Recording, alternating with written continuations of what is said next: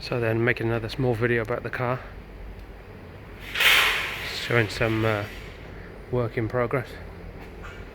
Excuse the mess around the car, it's a garage full of cars, so pretty busy. So yeah, the front arches have been done. Let's go to see the front arches first. Might need a little bit of settling, but the basis of them is there now, and to accommodate the new wider wheels and the wider track. There's a bit of space in here as well, as you can see. There's a bit of space up in here, so the car can be lowered a fraction still.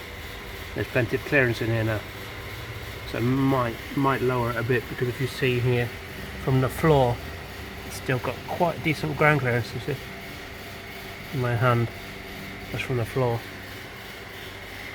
So yeah, here's the front arches, all made, handmade, no special tools or anything, just you'll see here. Sorry, my finger, hammer, kind of an anvil, metal, and a welder. So all the holes here and the doors where the trim strips were, just closing them up, because the old trim strips were all knackered. Onto the rear arches now. The rear arches just tacked in place for the time being. As you can see, just tacked it on just for mock-up purposes, because then the rear quarter panel is going to be removed. So chopped here, starting to drill the spot welds out. Going to remove the rear quarter and do the inside of the arch, and also spray the insides of the rear quarter where you can't usually reach it, give it some more rust protection. So yeah, there's the rear arch.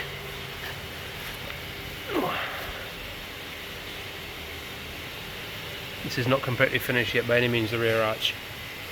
This is the second day of work on the rear arches. As you can see, there's room here as well, so the rear can be lowered down a bit again.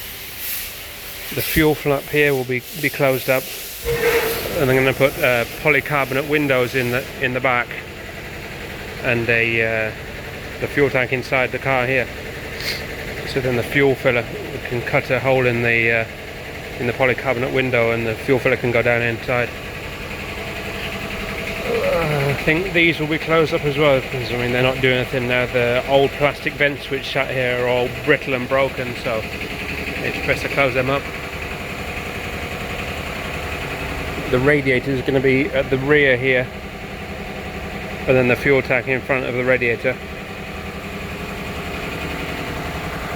This side's not begun on the arch yet. As you can see, this is how it sits at current. The wheel sticking out quite far from the original body. And then what have we got inside?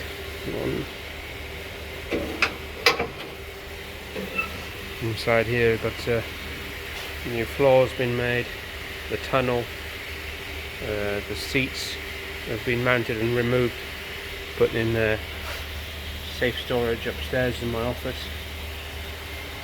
It's the steering columns from a E46 BMW. The gear shifter here is a PMC Motorsport, and the roll cage. Roll cage is going to put another reinforcement across here, edge to edge. As you can see here, the front wheel studs have been converted to studs, because originally the BMW uses wheel bolts, which I'm not very keen on. So I've decided to convert to studs and nuts. Up here, the intercooler, which of course, needless to say, will be at the front, and here's the radiator, which will be mounted at the back.